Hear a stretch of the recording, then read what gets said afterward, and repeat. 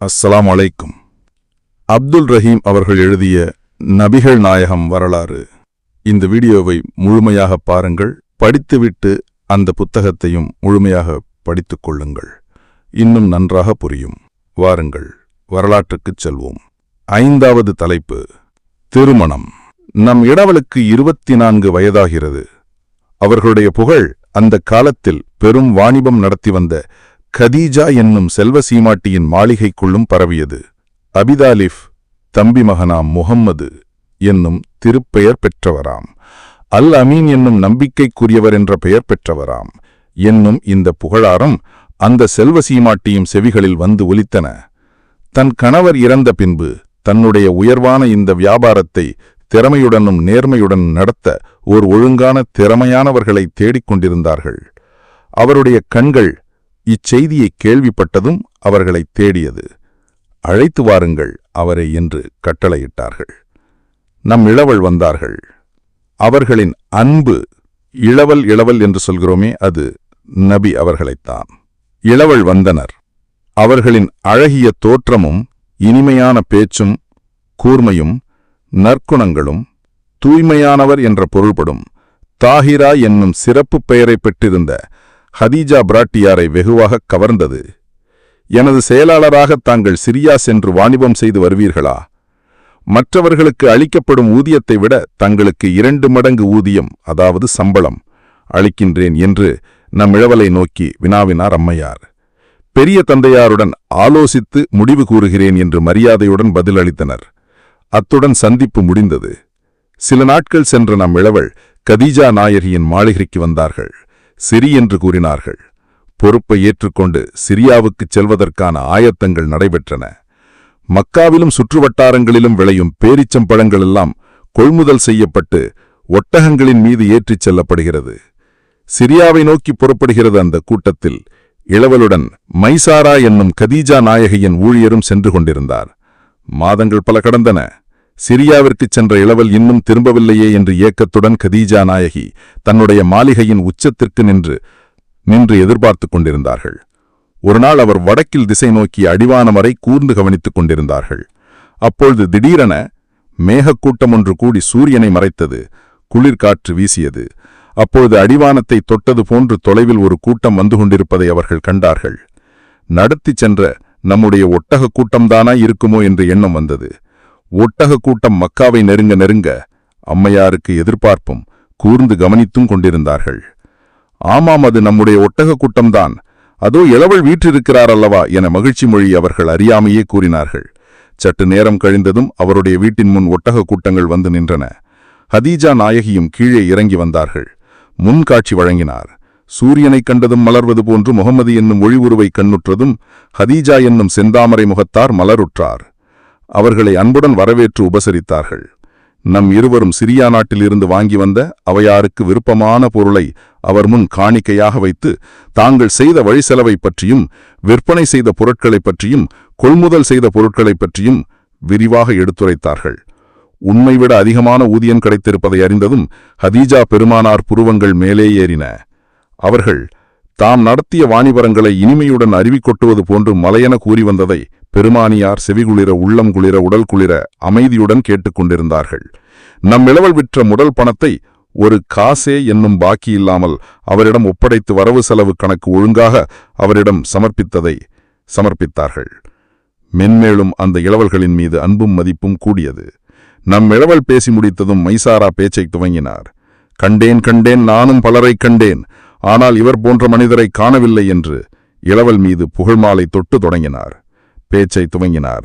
அவருக்கு வாய்மையிலும் அறிவிலும் திறமையிலும் நேர்மையிலும் வீரத்திலும் பொறுமையிலும் நிகரானவர் உலகத்தில் எவருமில்லை என்று புகழ்ந்து கூறினார். அங்கு நான் பிரயாணத்தில் நடந்த அனைத்து செய்திகளையும் ஒன்றுவிடாமல் கூறி ஆண்டவரின் அருள் பெற்றவராகத்தான் இவர் இருக்க முடியும் என்று பேச்சை முடித்தார். அவர் கூறி வந்த ஒவ்வொரு மொழியும் அதிசயம் உள்ளத்திலே ஆழமாக பதிந்தது. அவற்றை திரும்ப எண்ணி தனிமையிலே ஆராய்ந்தவர் அவரது உள்ளத்திலே ஆழமாக பதிந்த அன்பாய் மாறியது. ஒரு நாள் காதை என்ன ஒரு ஆச்சரியம்! அந்த இளவலை நினைத்து கொண்டே இவர்களுடைய உள்ளத்தில் காதல் என்னும் அன்பு உருவாகிவிட்டது. ஹதீஜா நாயகி அவர்கள் தன்னுடைய கணவன் இறந்ததும் அவர்களைத் தவிர வேறு யாரையும் அவர்கள் நேசித்தது கிடையாது. எத்தனையோ பெரும் பணக்காரர்கள் பெண் கேட்டு வந்ததும் அனைவரையும் அவர்கள் நிராகரித்து விட்டார்கள்.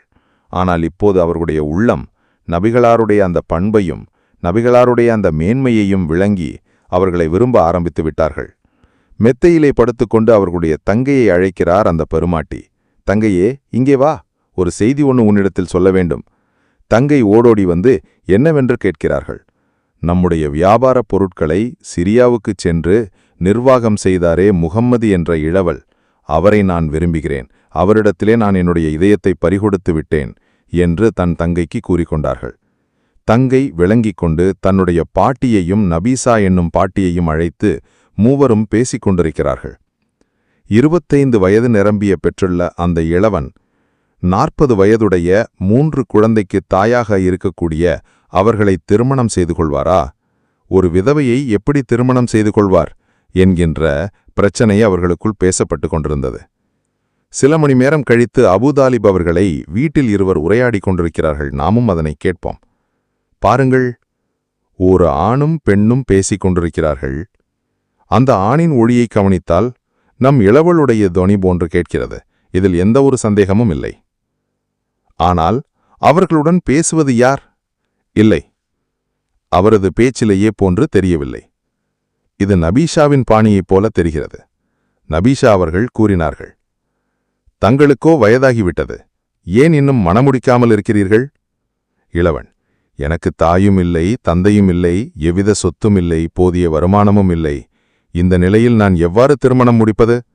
நபீசா, அதைப் பற்றி கவலை இல்லை. அழகும் அருங்குணமும் பெருங்குடி பிறப்பும் பெற்றிருக்கும் ஒரு நங்கை திருமணம் முடிக்க தங்கள் கைப்பற்ற விரும்புகிறார் என்று வைத்துக் கொள்ளுங்கள். அப்போது என்ன செய்வீர்கள்? இளவன், யார் அவர்? நபீசா, எங்கள் தலைவி ஹதீஜா பிராட்டியார்தான். இளவன், அது எப்படி சாத்தியமாகும்? நபீசா, அதைப் பற்றி நீங்கள் கவலைப்பட வேண்டாம், நான் பார்த்துக் கொள்கிறேன். இளவரின் சிந்தனை ஹதீஜா நாயகியின் பண்பும் நல்லோர்களின் கூறிய இலக்கணமும் வறியோர்களுக்கு உதவி செய்யும் அந்த எண்ணமும் நற்குணமும் மனதில் ஓடிக்கொண்டிருந்தது. அந்த இறைவனின் பெரிய தந்தையிடம் கேட்டு நவல் அதற்கு பின்னால் சரி என்று சம்பந்தம் தெரிவித்தார்கள்.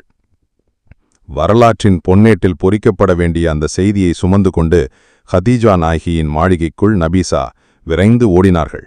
சந்தோஷத்திலும் மகிழ்ச்சியிலும் ஹதீஜா பிராட்டியார் மூழ்கினார்கள். சில நாட்கள் இப்படியே கழிந்தன. ஹதீஜா நாயகி மாளிகை அலங்காரம் செய்யப்படுகின்றன. எங்கு பார்த்தாலும் ஒளி வெண்மையாக காட்சிகளை வழங்குகிறது. பெருங்குள மக்களெல்லாம் புதிய புதிய ஆடைகளை அணிந்து வீற்றிருக்கிறார்கள். கண்கொள்ள அந்த காட்சி. அபூதாபி எழுந்தார், கூறினார், எல்லா புகழும் நம்மை இப்ராஹிம் என்னும் தீர்க்கதரிசி மற்றும் இஸ்மாயில் தீர்க்கதரிசியின் வழித்தோன்றல்களாய் ஆக்கிய இறைவனுக்கே உரித்தாகட்டும். எல்லா புகழ்ச்சியும் நம்மை தன்னுடைய தூய வீடாகிய காபாவின் பாதுகாவலராகவும் மக்களின் தலைவராகவும் ஆக்கிய இறைவனுக்கே உரித்தாகட்டும்.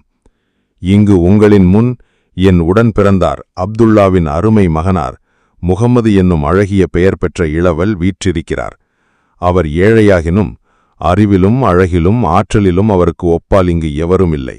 எனவே 500 திர்க்கங்களை மகருக்கு அவரை ஹதீஜாவுடன் திருமணம் என்னும் இணைப்பால் பிணைத்து இன்றுபோல் என்றும் இருங்கள் என்று வாழ்த்துகிறேன் என்று கூறி அமர்ந்தார்கள். திருமணம் சீரும் சிறப்புமாய் முடிந்தது. மக்கள் விருந்திலே கலந்து கொள்கிறார்கள். ஒரு பெருவிழாவாகவே போல காட்சியளித்தது.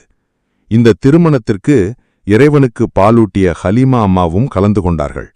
தம் அருமை மகனார் முகமது மணக்களத்தில் வீற்றிருப்பதைக் கண்டு மகிழ்ச்சியும் கண்ணீரிலும் ஆனந்த கண்ணீரோடு பார்த்தார்கள். திருமணம் முடிந்ததற்கு பின்பு மகனை விடைபெறுகிறேன் என்று சொல்லுகிற பொழுது அவருக்கு 40 ஆடுகளை அன்பளிப்பாக வழங்கினார்கள் அந்த அம்மையார். கண்களிலிருந்த மகிழ்ச்சி கண்ணீர் வழிந்து ஓடியது. ஹதீஜா நாயகியை மணந்ததற்கு பின்பு மக்கா நகரில் ஒரு ஒளி பொருந்திய காரகை போன்று விளங்கினார்கள்.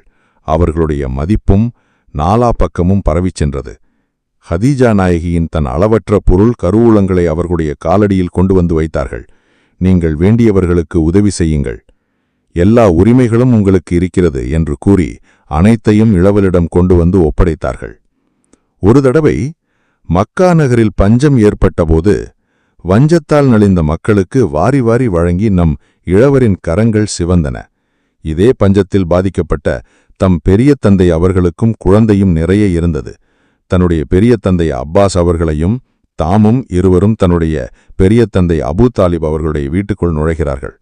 நுழைந்து, உங்களுடைய பிள்ளைகளை என்னிடத்தில் ஒப்படைத்து விடுங்கள், நாங்கள் வளர்க்கிறோம், நாங்கள் பார்த்துக்கொள்கிறோம் என்று கூறுகிற பொழுது அபூ தாலிப் அவர்கள், என்னுடைய இளைய மகன் உகைலை என்னால் பார்க்காமல் இருக்க முடியாது, அவனை விட்டு நான் பிரிய மாட்டேன், மற்ற பிள்ளைகளை வேண்டுமானால் அழைத்துச் செல்லுங்கள் என்று கூறினார்கள். அதற்கு பிறகு அப்பாஸ் அவர்களுக்கு ஜாஃபரையும் தனக்கு அலி அவர்களையும் தங்கள் இல்லங்களுக்கு அழைத்துச் சென்றனர். நம் இளவல் அவர்களுடைய திருமண வாழ்க்கையின் இன்பச் சோலையில் இனிமை பூத்துக் குலுங்கியது. மன அமைதியும் மகிழ்ச்சியும் அதில் பழுத்துக் குலுங்கின.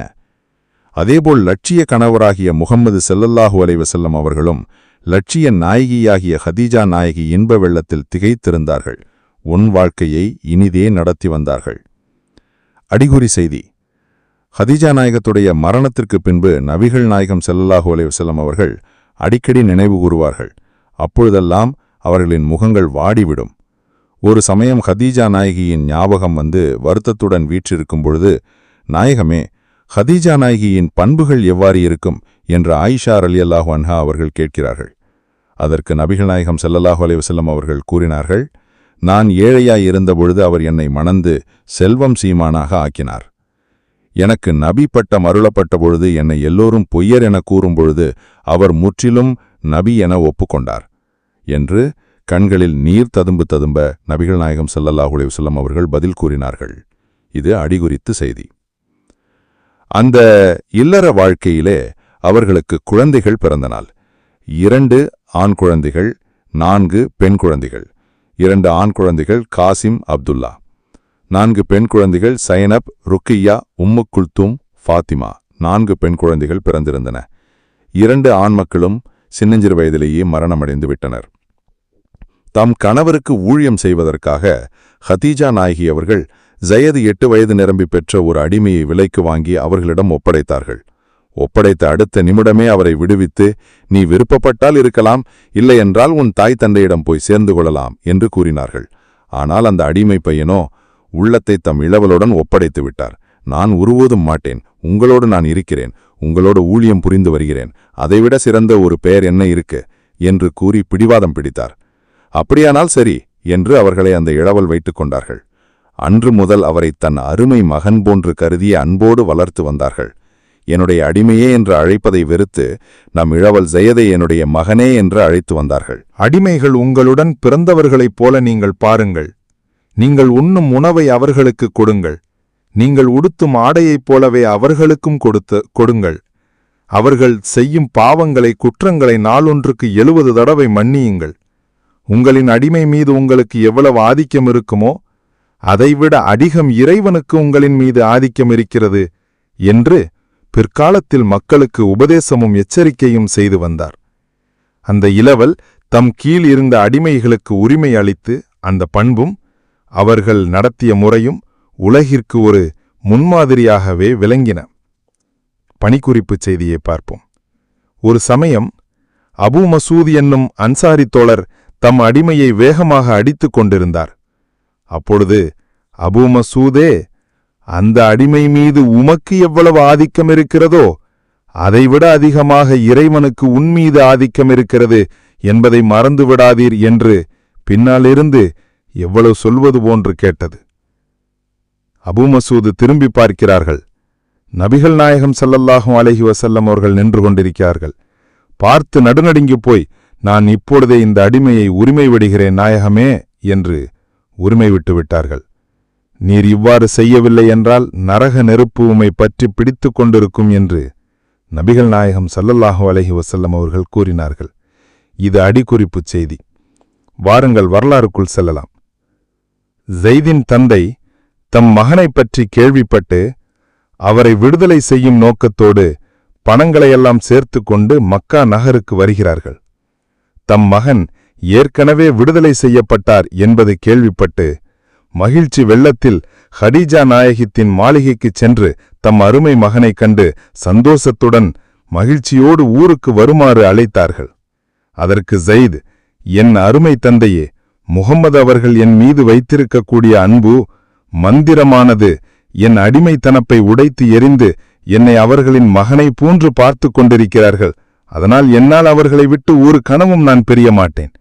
தாங்கள் ஊருக்குச் சென்று வாருங்கள் என்று அனுப்பி வைத்து விட்டார்கள். சில காலங்கள் கழித்ததற்குப் பின்பு ஜெயிதுக்கு நம் இளவல் தம் அத்தையின் மகள் ஜைனப் என்னும் அழகு ராணியை மணமுடித்து வைத்து மகிழ்ந்தார்கள். இதோடு திருமணம் என்னும் தலைப்பு முடிந்துவிட்டது. இனி அடுத்து மெய்யொலி என்னும் தலைப்பு விரைவில் பதிவிடப்படும். மறக்காமல் நம்முடைய சேனலை சப்ஸ்கிரைப் செய்து கொள்ளுங்கள். இந்த வீடியோவை அனைத்து மக்களுக்கும் பகிருங்கள். நபிகள் நாயகம் ஸல்லல்லாஹு அலைஹி வஸல்லம் அவர்களுடைய வரலாறை இலகுவாக நாம் தெரிந்து கொள்ளலாம். நாம் ஒவ்வொருவரும் நபிகளுடைய வரலாறை தெரிந்து கொள்வது கடமையாகும். எனவே அனைத்து மக்களுக்கும் இதை பகிருங்கள். என்றும் அன்புடன் மௌலவி S ஷிஃபாத் Noorani Ilahi, BBA DCA, இமாம் மஸ்ஜிதுல் ஃபலாஹ், பொத்தையன் குடியிருப்பு, புதுக்கோட்டை மாவட்டம்.